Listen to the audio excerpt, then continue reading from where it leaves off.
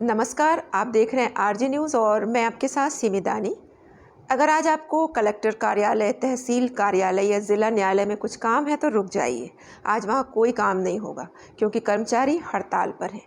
इसके अलावा आज से राजस्व विभाग, लोक निर्माण विभाग, लोक स्वास्थ्य यांत्रिकी, स्कूल शिक्षा, कोषालय, स्वास्थ्य, सिंचाई, नवा रायपुर के अंतर्गत समस्त संचालनालय एवं इंद्रावती भवन, लोक सेवा आयोग, परिवहन विभाग, जनपद पंचायत, कृषि विभाग, वन विभाग, समाज कल्याण विभाग सहित 52 विभिन्न विभागों के कर्मचारी हड़ताल पर हैं। कई आयोग एवं मंडलों में भी काम ठप होने की संभावना है। वेतन विसंगति के मुद्दे पर सहायक शिक्षकों का संगठन सहायक शिक्षक एलबी संवर्ग भी हड़ताल में शामिल हो गया है। जैसा कि आप सभी जानते हैं कि महंगाई भत्ता और गृह भाड़ा भत्ता बढ़ाने की मांग को लेकर छत्तीसगढ़ के कर्मचारी संगठन सोमवार से यानी आज से अनिश्चितकालीन हड़ताल पर जा रहे हैं और उनका यह दावा है कि इस हड़ताल में 96 कर्मचारी अधिकारी संगठन भी शामिल हो रहे हैं और इस वजह से सामान्य सरकारी कामकाज ठप होने का खतरा मंडरा रहा है। कर्मचारियों की दो सूत्री मांग एक लंबे वक्त से अपनी दो सूत्री मांगों को लेकर कर्मचारी आंदोलित हैं। इसमें केंद्र के समान देय तिथि से 34% महंगाई भत्ता, एरियर सहित एवं 7वें वेतनमान के अनुरूप गृह भाड़ा भत्ता देने की मांगें शामिल हैं। पिछले दिनों संगठन ने 5 दिनों के लिए हड़ताल किया। तब अधिकारियों के साथ 2 दौर की बातचीत में मांगों को मांगे जाने पर सहमति बन चुकी थी। बाद में सरकार ने ऐसे संगठनों को बातचीत के लिए बुला लिया जो आंदोलन में शामिल ही नहीं थे। उसके बाद 6% महंगाई भत्ता बढ़ाने का आदेश भी जारी हो गया जो कर्मचारियों को स्वीकार्य नहीं था। ऐसे में प्रदेश के 96 कर्मचारी संगठनों ने 22 अगस्त से यानी आज से अनिश्चितकालीन हड़ताल पर जाने का फैसला कर लिया है। इसमें न्यायिक सेवा अधिकारी कर्मचारी संघ और कनिष्ठ प्रशासनिक अधिकारी संघ भी शामिल हो रहा है और प्रदेश के इतिहास में ऐसा पहली बार हुआ है जब न्यायालयों के कर्मचारी किसी हड़ताल में शामिल हो रहे हैं। कर्मचारी संघ का कहना है कि हड़ताल मांग के पूरा होने तक जारी रहेगी और उनका दावा है कि इस हड़ताल में प्रदेश के 43,000 से अधिक अधिकारी कर्मचारी शामिल होंगे और इसकी वजह से प्रशासनिक और न्यायिक कामकाज पूरी तरह ठप हो सकता है। दूसरी तरफ सरकारी सूत्रों के हवाले से सूचना आ रही है कि सरकार कर्मचारी संगठनों से सख्ती से निपटने के मूड में है। कई संगठनों से बातचीत की जा रही है और दावा है कि कई संगठनों ने हड़ताल से खुद को पीछे खींच लिया है और ऐसा माना जा रहा है कि आज से होने वाली हड़ताल का नेतृत्व कर रहे कुछ गुटों पर कार्रवाई भी सरकार कर सकती है। सरकार के पास एस्मा लगाने का भी विकल्प है। सरकार की ओर से हड़ताल का प्रभाव कम करने के लिए तैयारियां तेज हो गई हैं और सरकार ने सभी कलेक्टर्स को इसके लिए निर्देश दे दिए हैं। कलेक्टर्स से संविदा और सेवानिवृत्त कर्मचारियों के जरिए व्यवस्था सुचारू रूप से चलाने के निर्देश दिए गए हैं और कहा गया है कि बाढ़ और बारिश की स्थिति में प्रशासन का मुस्तैद रहना आवश्यक है। ऐसे में वैकल्पिक व्यवस्था भी की जा रही है। यह था सरकार का पक्ष। सरकार की तरफ से हड़ताल से निपटने की तैयारियां। आइए अब देखते हैं कर्मचारी अधिकारी फेडरेशन का क्या पक्ष है। नियमित व्याख्याता संघ छत्तीसगढ़ के प्रांत अध्यक्ष दिलीप झा ने बताया कि शासन के द्वारा 6% डीए देने के बाद भी समस्त कर्मचारी अधिकारी आज से हड़ताल पर क्यों जा रहे हैं। वास्तव में जब जब केंद्र से डीए प्रदान किया गया, राज्य शासन ने हमेशा उसके बहुत दिनों बाद, बहुत माह बीत जाने के बाद ही डीए की घोषणा की और हमेशा से पिछले माहों का एरियर्स नहीं दिया जो कि समेकित होकर एक बड़ी राशि बन गई।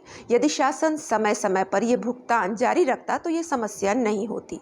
राज्य शासन के द्वारा प्रदेश के 4,07,862 कर्मचारी अधिकारियों को केंद्र के समान देय तिथि से महंगाई भत्ता का किस्त स्वीकृत नहीं करने के कारण चरणबद्ध प्रति माह वेतन में कटौती हुई है। इसे 3 चरणों में आसानी से समझा जा सकता है। अगर पहले चरण की बात करें तो केंद्र शासन ने 1 जनवरी 2019 के 12% महंगाई भत्ते में 5% वृद्धि करके 1 जुलाई 2019 से 17% घोषित किया था, लेकिन राज्य शासन ने 1 जुलाई 2021 से महंगाई भत्ते में 5% वृद्धि किया, जिसके कारण 1 जुलाई 2019 से 30 जून 2021 तक अर्थात 2 वर्ष प्रदेश के कर्मचारी अधिकारियों को कुल वेतन भाग में 5% कटौती की गई।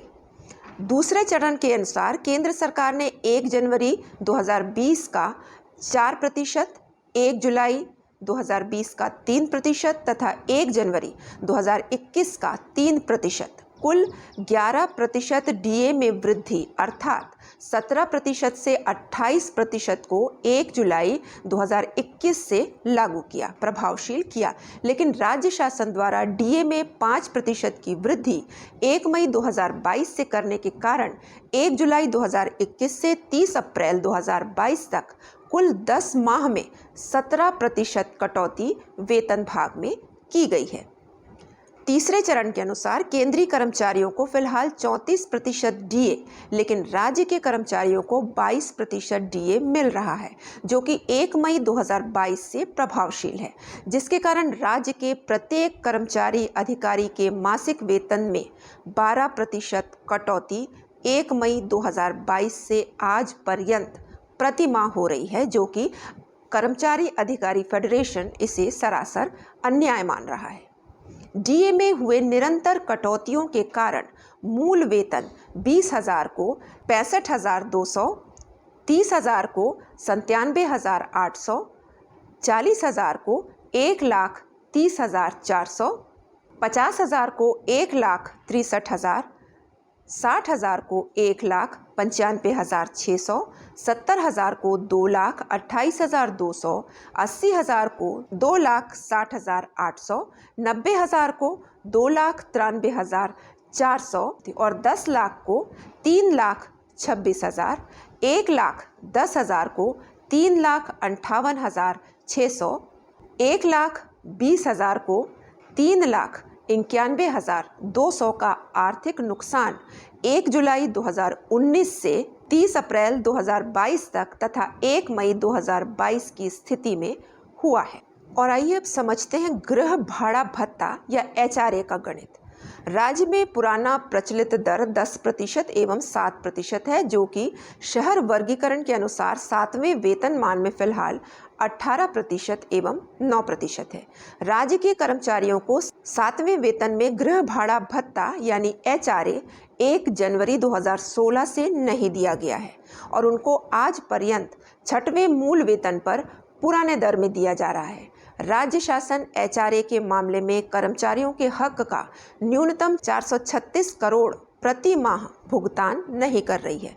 अतः पुनः 13 माह का एरियर्स का नुकसान कर्मचारियों को हो रहा है, जिसे शासन से पूरा करने की अपेक्षा के साथ कर्मचारी अधिकारी हड़ताल पर जा रहे हैं।